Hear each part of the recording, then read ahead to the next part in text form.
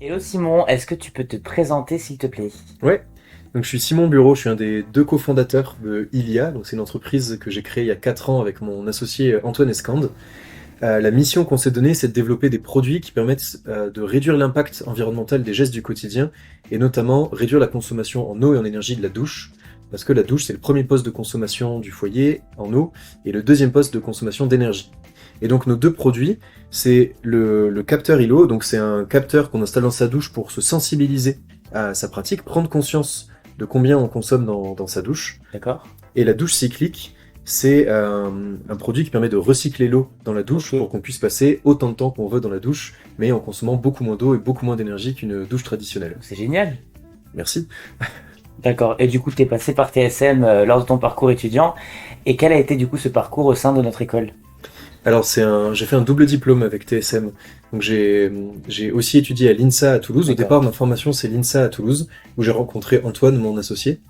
Et, euh, et j'ai fait un double diplôme, du coup, un master en management de l'innovation.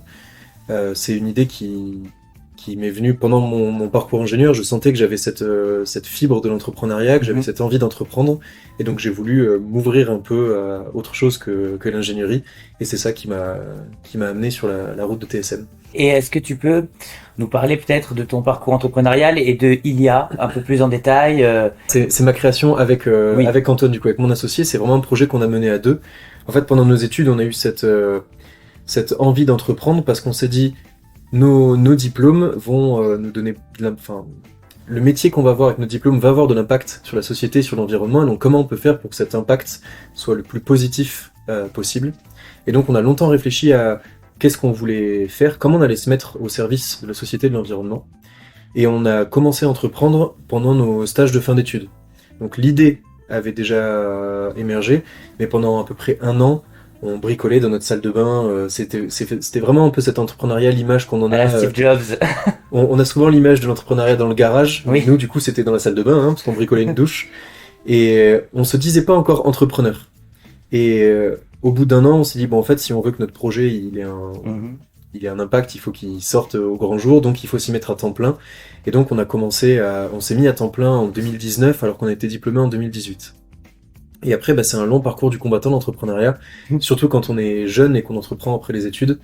Il a fallu montrer qu'on avait une légitimité aussi à porter ses projets malgré la jeunesse. Et donc plus on a pu s'entourer de partenaires, d'incubateurs, etc., plus ça nous a renforcés. Et c'est là où les concours auxquels on a pu participer au départ, et tous les concours aussi auxquels on peut participer ensuite, permettent ça, permettent de gagner en légitimité et se dire, ok, en fait, on a beau être des jeunes entrepreneurs, on est légitime de faire ce qu'on fait. Ok, mais justement, c'est intéressant parce que j'allais venir sur le concours. Donc là, on peut voir qu'il y a eu quelques prix qui ont été décernés pour Ilia, justement. Est-ce que tu peux nous parler un peu plus du concours, du fonctionnement et surtout de votre participation avec Antoine à ce chouette Oui. projet? Bah, on a participé effectivement là donc en mai 2024 au concours Lépine. C'est le concours des inventeurs et c'est un concours qui existe depuis plus de 120 ans, donc il est aussi assez reconnu en France et même dans quelques autres pays dans le monde. Et on pensait pas quand on a commencé à créer Ilia qu'un jour on participerait à ce concours. Et même au départ, on a hésité à y candidater parce qu'on s'est dit c'est pas forcément fait pour nous. C'est pas un concours d'entrepreneuriat, c'est un concours vraiment d'inventeurs. Et, en fait, on a été poussé par un ami entrepreneur à nous qui avait participé en 2023, qui nous a dit si les gars, il faut y aller parce que au-delà du concours et de ces trophées, c'est une visibilité médiatique qui est assez importante Mhm. pour les projets qui participent. Et donc, on a eu la chance de remporter du coup le deuxième prix du concours Lépine et une médaille d'or pour la douche cyclique, la médaille d'argent pour le capteur ILO. Donc, nos deux produits ont été primés, et ça, c'était une chouette nouvelle pour nous.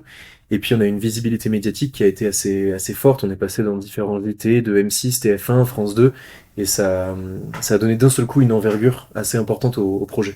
Bon, bah, déjà toutes nos félicitations pour le concours. Merci. Et en quoi tu penses que ta formation à TSM, justement, ce double cursus ingénieur avec un côté managérial, t'a aidé dans la création d'Ilia? Bah, déjà, c'est une ouverture d'esprit. Dans nos études d'ingénieur, on avait un peu d'ouverture à de la comptabilité, à de l'entrepreneuriat, à ces sujets-là, mais c'était quelque chose qui était vraiment vu de manière superficielle. Mhm.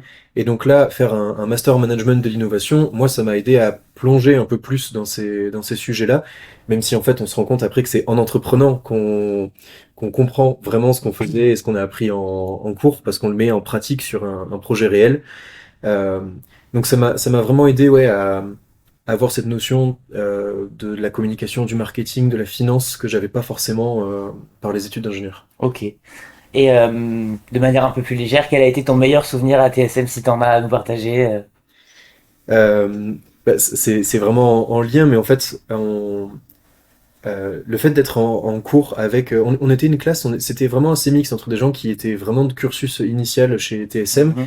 d'autres qui venaient aussi de Sciences Po, ou de l'INSA aussi. Et en fait, comment on dit, hétérogénéité dans la classe était riche en fait parce que on partageait des visions qui étaient différentes, on s'entraidait chacun sur des sujets où les uns étaient plus à même d'aider les autres, et en fait c'était assez riche de rencontrer d'autres profils que des étudiants ingénieurs. Et pour les étudiants actuels, justement, est-ce que tu auras un conseil peut-être à leur donner ou à leur partager Ah, le conseil qu'on donne souvent pour entreprendre, c'est de dire il faut pas entreprendre seul, il faut s'entourer. Être plusieurs associés, c'est une force. Si en plus on est des associés qui ont des compétences différentes, qui se complètent, c'est une vraie force. Parce que je le disais, l'entrepreneuriat, c'est un parcours semé d'embûches, hein, faut s'accrocher tous les jours. Et en fait, si on est seul, le risque, c'est d'avoir du mal à se relever des difficultés ou des étapes qui sont les plus difficiles. Et nous, on se rend compte que être deux, c'est Hmm. en permanence pouvoir se soutenir. Quand il y en a un qui est dans le creux de la vague, l'autre est là pour le relever. Si on est deux dans le creux de la vague, et ben on se dit ensemble, allez, on se serre les coudes et on se relève ensemble. Et souvent, avec Antoine, on se dit, on n'aurait jamais fait ce projet seul. Hmm. C'est un projet trop grand pour être mené seul. Donc vraiment pas hésiter à s'entourer à la fois d'associés et puis aussi d'incubateurs, de partenaires techniques, de partenaires financiers, parce que c'est voilà cette image en fait de l'entrepreneur qui s'est fait tout seul dans son garage, hein, comme on disait tout à l'heure, c'est une fausse idée en fait. On n'est jamais réellement tout seul dans son projet. Et des projets du coup pour l'avenir de développement d'IA Les projets d'avenir, dans un premier temps, c'est notre capteur ILO, ça fait 1 an qu'il est commercialisé et l'enjeu c'est d'accélérer sa commercialisation, notamment à l'international, en Europe ou au Maghreb. Donc là, il y a un enjeu à se dire, bah voilà, on a commencé à vendre des centaines de capteurs en France. Quand on part à l'international, il y a des nouveaux enjeux sur de l'export, sur de la traduction de notices des explications des produits. Donc c'est des nouveaux enjeux qui sont intéressants. Et sur la douche cyclique, c'est réussir à l'industrialiser. La marge de l'industrialisation d'un produit, elle est quand même assez grande quand on est entreprise, surtout quand on est une petite entreprise. Et donc il y a réellement un enjeu de se dire ce produit qui a été testé ici dans notre atelier, qui a été testé, on va dire, en situation laboratoire, Mhm. il faut réussir à l'amener chez des clients pour que eux puissent le tester, puis accélérer aussi sa commercialisation. Et c'est comme ça qu'on aura réellement de l'impact. S'il y a 10 douches qui sont installées chez quelques clients, l'impact il sera minime sur la société ou sur l'environnement. Mais si on commence à mettre des douches cycliques partout, chez tout le monde, dans tous les hôtels, là, l'impact il va commencer à se ressentir vraiment. Le mot de la fin. On a appelé l'entreprise Ilia parce que on pense qu'il y a un monde nouveau à bâtir.